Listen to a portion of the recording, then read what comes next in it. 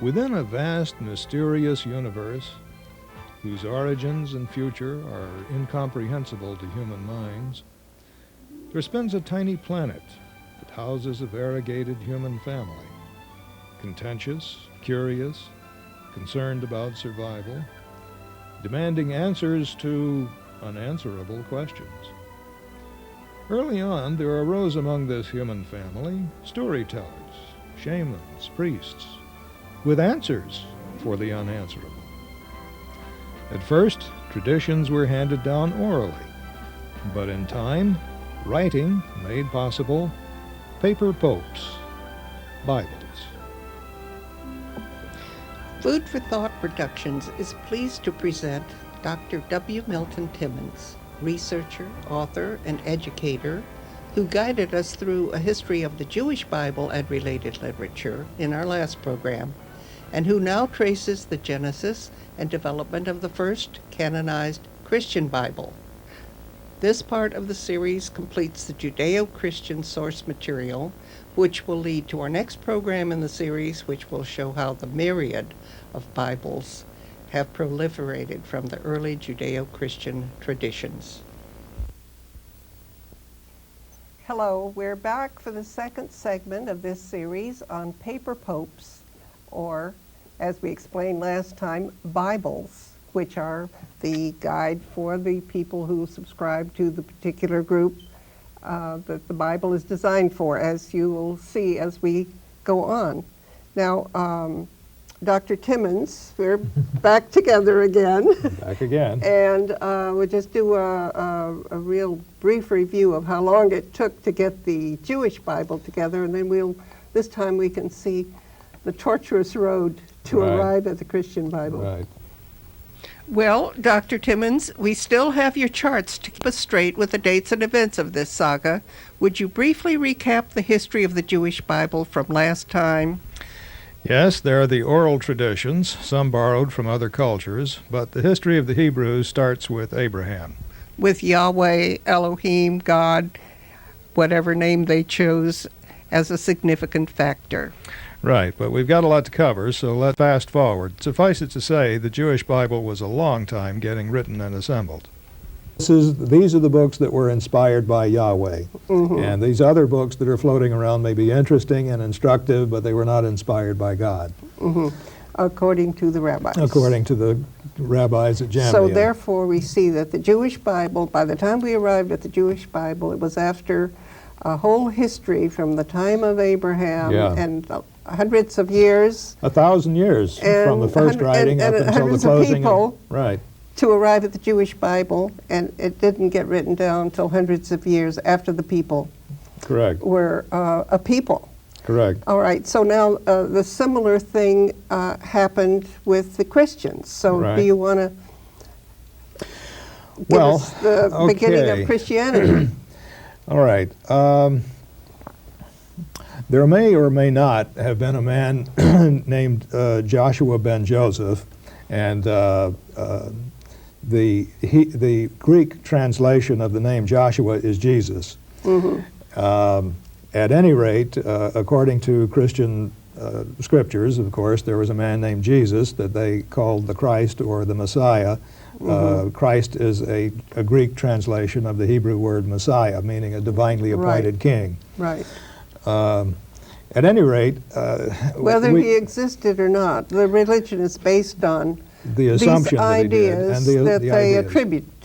Correct. And these ideas came from this earlier sect. Yes, we mentioned in the last program that there was a sect of extremely devout Jews called the Essenes. Right. And they were hermetic and monastic, and they lived out in the desert and wouldn't associate with, very, very strict. Now, the interesting thing is that they worshipped a man also named Jesus, or Joshua. They said he was the reincarnation of Joshua, the descendant of Moses, who had lived about 100 years earlier, and they called him the teacher of righteousness. Mm-hmm. And we know this because of the Dead Sea Scrolls that were discovered in 1947. Right. And now, the ideas that are attributed to Jesus, the Christian version of Jesus, are ideas that were common to the Essenes. Correct. and the Essenes, and as we know the stories about Jesus, that he was complaining about the less devout groups, Yes, the Pharisees and the Sadducees, who were actually more political and more powerful than his group. Yeah. He was sort of the rebel. So my impression of that is that he represents a type, whether he existed or not. Right. It's a body of thought. At any rate, whether it was another man also named Jesus or Joshua who was repeating similar ideas from the earlier ones, from the Essenes, we don't know for sure. All we know for sure is that there was a small group of disciples who were left in Jerusalem after this person was executed for sedition. According to the stories in the Gospels, Jesus was executed because the Romans were afraid that he was a zealot. This mosaic depicts Jesus before the Roman governor Pontius Pilate. But there's no record of such a trial. Yeah, well, nevertheless, Christians accept the story as true. At any rate, they considered that Jesus was the Jewish Messiah, and that he had come not to overthrow the law, but to fulfill the law. And so they were very nationalistic. But it wasn't until another man came along, another Jew from farther outside, from the city of Tarsus, named Paul. No, he was named Saul. He was originally named Saul. He was born... His Hebrew name was Saul. Correct. He was born in a Jewish enclave in the Greek city of Tarsus, which is now part of Turkey, or near that area, under the Roman occupation. So he grew up speaking Hebrew, Greek, and Latin. And his parents were fairly affluent, apparently, and they sent him to Jerusalem for a religious education. And so he was at least somewhat well educated. Now, he never claimed to have met the original Jesus. He didn't start, well, he started out persecuting the Christians because he thought they were heretics, and he was a devout Jew. But he was taking a trip to Damascus when he had a vision on the road. And some scholars say he was probably epileptic because he mentioned a number of times in his letters about this physical disability of his. At any rate, in this vision of his, he claimed to have seen Jesus, and Jesus explained all about how the religion was supposed to operate. In this dream. In this dream, right. And Paul completely changed the whole focus of what the disciples said Jesus was teaching, which was a Jewish orientation, and Paul converted it into a Gentile kind of a religion.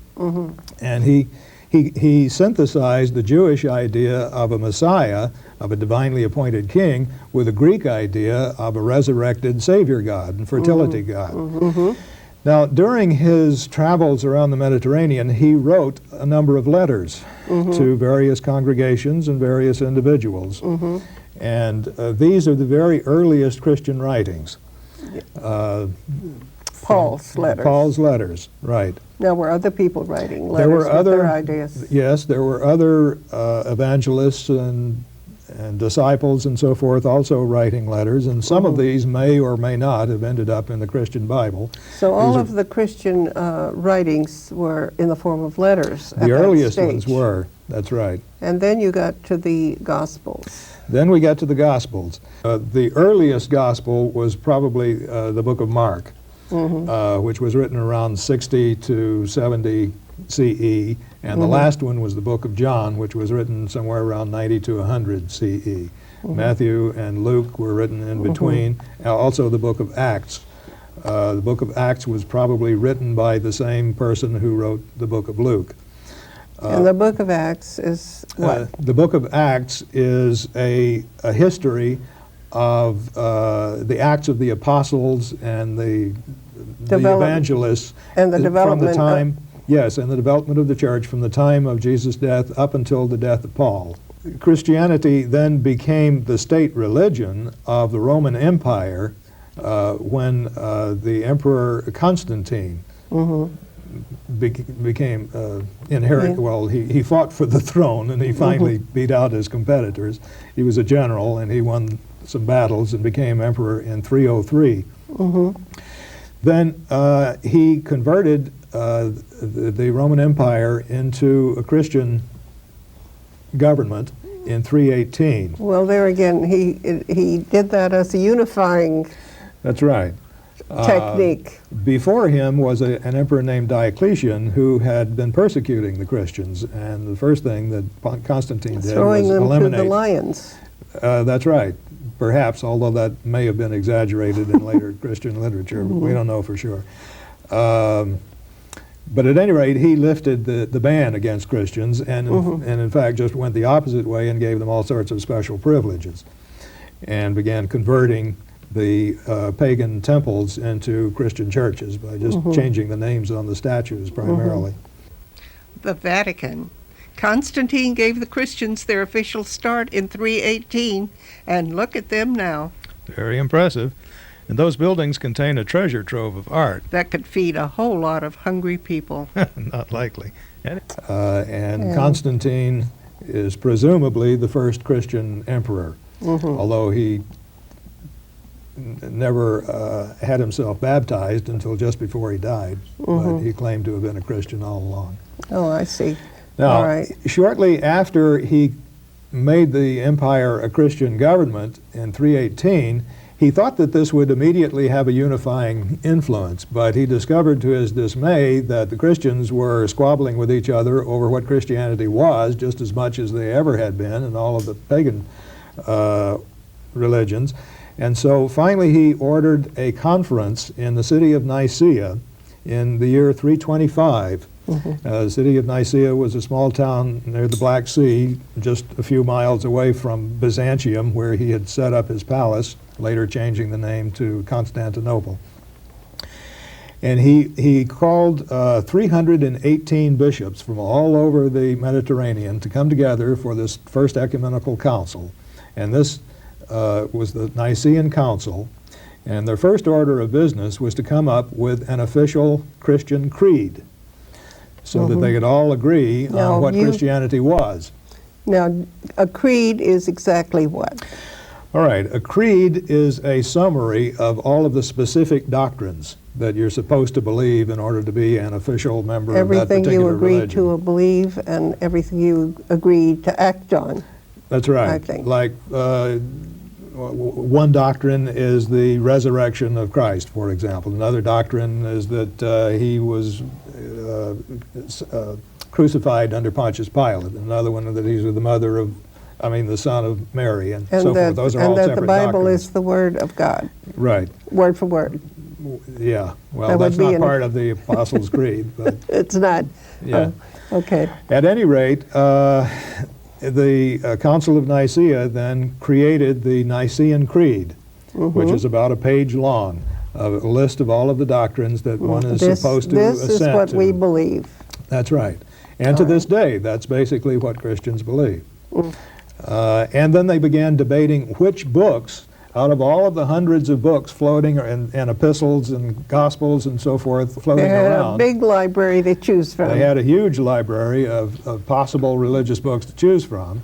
And Constantine said, I want a canon of Christian literature, an approved reading list, so I can begin enforcing these laws. They argued for years over which books would be selected. We don't know exactly how many years, but we do know that at least 10 years they debated this, and some churches agreed and some did not. But finally they ended up with 27 books which make up the standard New Testament in most nations today. And these were the four Gospels: Matthew, Mark, Luke, and John, the Acts, the letters of Paul, 7 letters called the Catholic letters by other people. evangelists, presumably, plus the book of Revelation. But not all of the churches accepted all of But those they 27 also books. accepted all of the 39 Jewish books, That's correct. and then they accepted some from the Greek That's version. right. That's right.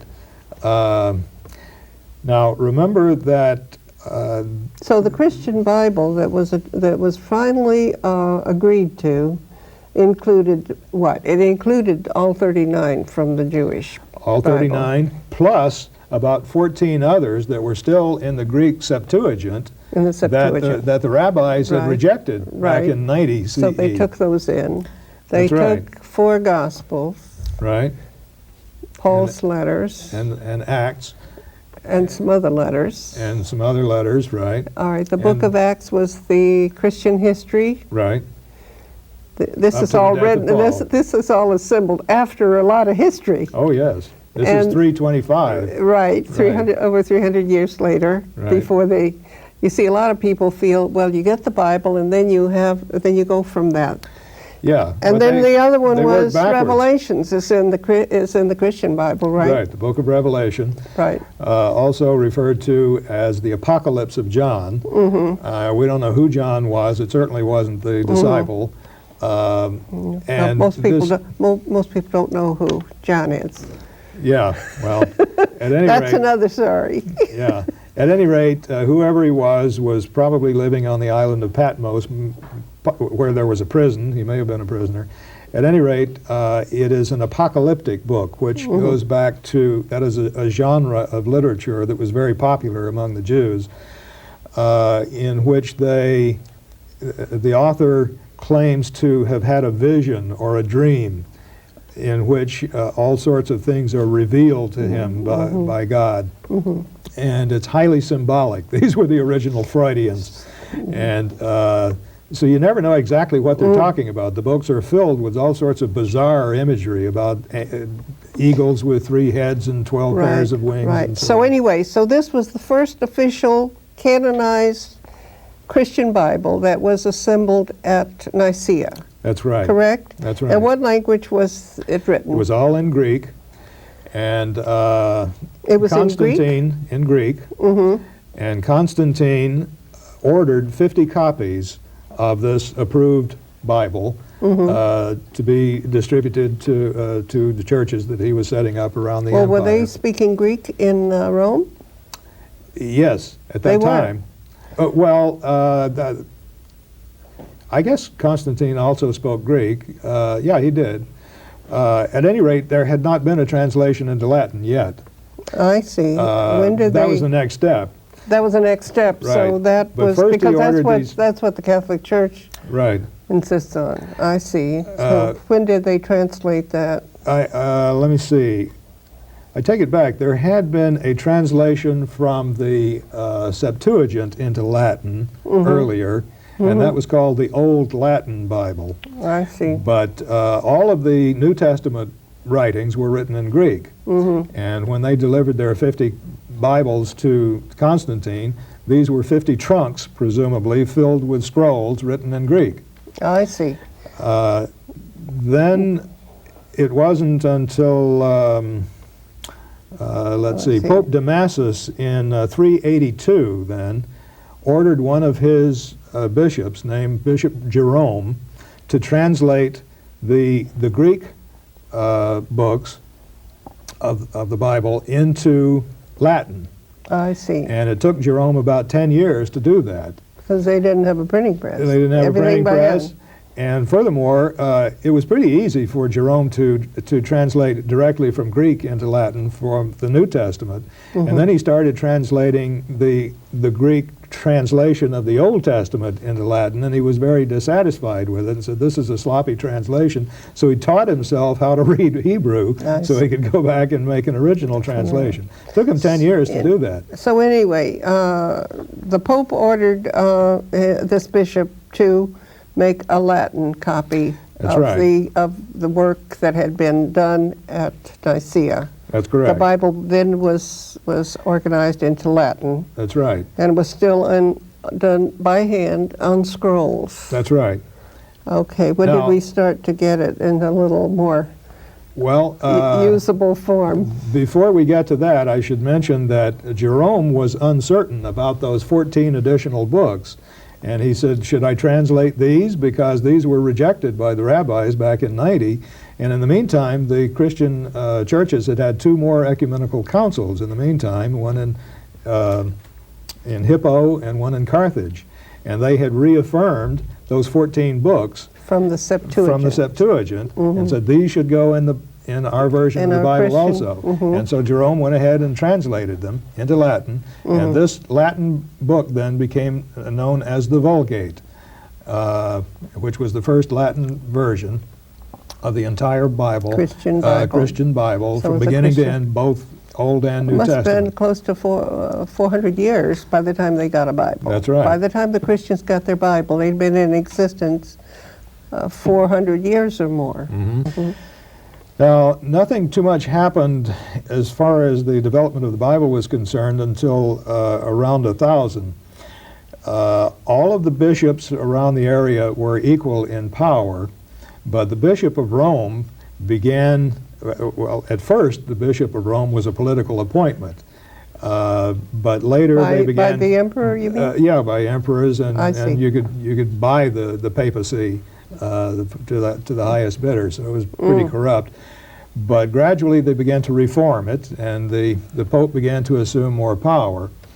And finally in 1054, there was a split between the Pope of Rome, the Bishop of Rome, and the Bishop of Byzantium or Constantinople.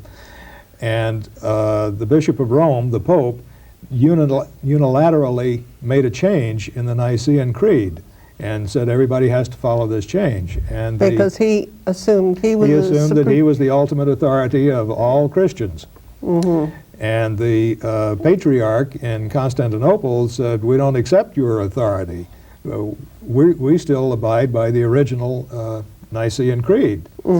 And so there was a huge split then over the authority of the papacy. And this became known as the Great Schism between the Roman Catholics and the Eastern Orthodox, or the Byzantine Church. And that still exists today. Which are the some of the Eastern Orthodox churches? Well, today those are state religions, is that Yes, correct? today they have basically evolved into state religions. So there's the Greek Orthodox and the Russian Orthodox and the Armenian Orthodox. There's even the Orthodox Church of North America, Syrian Orthodox, and so forth.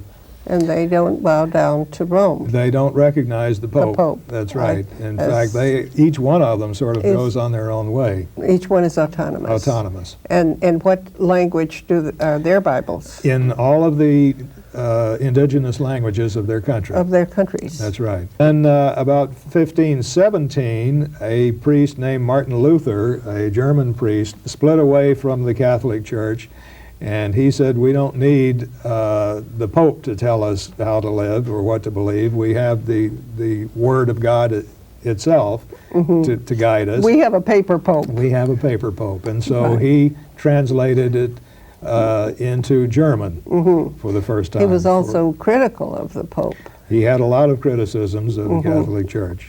So we had all these different opinions, and we got all these different versions of Bibles, of Christian Bibles, way back in 1400s, 1500s, right? That's right. And then what? Well, in 1533, King Henry VIII joined with the Protestant Revolution started by Reformation started by Luther, and he split away from the Vatican and started his own church, the English Church or Anglican Church, which was a step forward. He wanted a divorce, which was a step forward from beheading the Queen.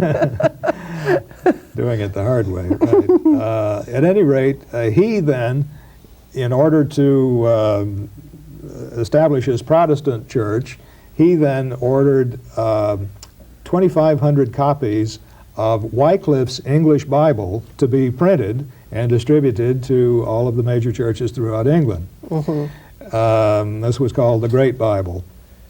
And then after Henry, there was a Catholic queen, Queen Mary, who banned all of the English Bibles and replaced it with Vulgates again. And then she was followed by a Protestant queen, Queen Elizabeth I, who banned all of the Vulgates and replaced it with an English Bible again. All of these different people are deciding which Bible and what goes in the Bible, and there's all these differences of opinions. Right. And that's how you wind up with all of these paper popes. That's why we end up with so many books. In the meantime, the Catholics decided that, well, we can't fight it any longer. People are already reading these Protestant Bibles in English, and so we'd better create our own English version. So they wanted to go back to one Bible, but their version, they knew right, they couldn't keep it in Latin. not forever. All right. And so there was a university in France which had two campuses, one in the city of Reims and the other in the city of Douai. And so the Catholic Church commissioned some scholars there to make an English version of the Vulgate, translated directly from Latin into English. And the campus at Reims translated the New Testament, and the one in Douai, the Old Testament. And so they came out with the Reims-Douai English version of the Catholic Bible in it was just 1610. It was just a straight translation of the Vulgate, Latin Vulgate. I right, see. using the names for the books, which are quite different. The Reims-Douai, the books don't even have the same names as in the Protestant versions. Right, but it was the same as the Vulgate. The same as the Vulgate. Just translated to English. That's right. All right. That was in 1610, approximately. And then King James of England decided that they really needed a better Protestant version in English, and so he commissioned 54 scholars in Oxford to write a new version, not depending on the Vulgate, but just going back to the original Hebrew and Greek text and translating that into English, and at the same time try to follow the style of this new playwright named William Shakespeare, because he's very popular and it's very poetic, and sort of tone down the language. And people enjoy that kind of writing. Right, and tone down the language a little bit. Don't worry about being too literal. Change some of the terminology. Soften the from terminology. Slave to servant. Right. Things like that. And so finally his version was published in 1611, and that was the original King James version that Protestants Now most recognize people, today. the King James, most people think that is the Bible. Yeah, but even that is not really, there is no the King James. There were two revisions of it in the 19th century, and another one back in 1970, which is called the New King James, which is the one distributed by the Gideons. So in any case, we will get to all of these other paper popes next time, and this has just been great. Thanks very much. Okay. And I hope you'll all be with us for the next version of Paper Popes, which is a great myriad of different Bibles that have proliferated from those original Judeo-Christian Bibles. We hope you have found this program intellectually stimulating and that you will continue to investigate the ideas raised here. To connect with other like-minded individuals, please contact any of the dozens of free thought organizations, such as the American Humanist Association, American Atheists, the Center for Inquiry, and Atheists United. You may also email the producer directly via leebaker27@gmail.com. This program has been distributed through the courtesy of Atheists United.